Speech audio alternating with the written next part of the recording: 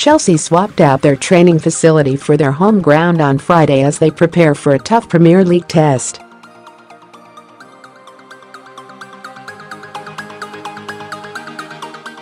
Antonio Conte and his players went through their paces on the Stamford Bridge pitch, ahead of travelling to Stoke City on Saturday.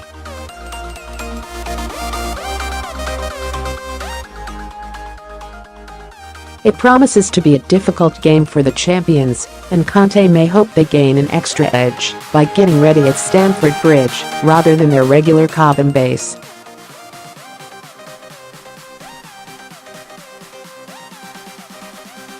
Chelsea go into the match hoping to close the three-point gap between them in third place and the Manchester clubs in the top two spots.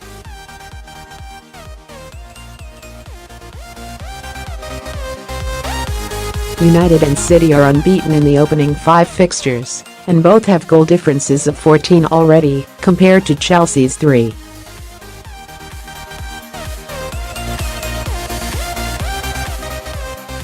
Manchester United, however, were held at the Britannia by Stoke in a 2-2 draw, and Conte knows Chelsea will do well to leave with all 3 points.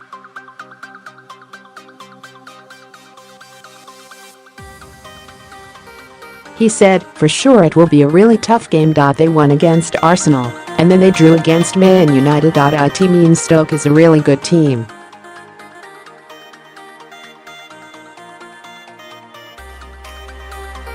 "We must pay great attention tomorrow.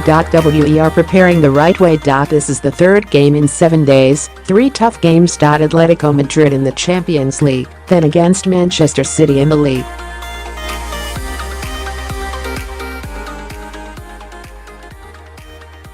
A good test, a good challenge for us, for all my squad.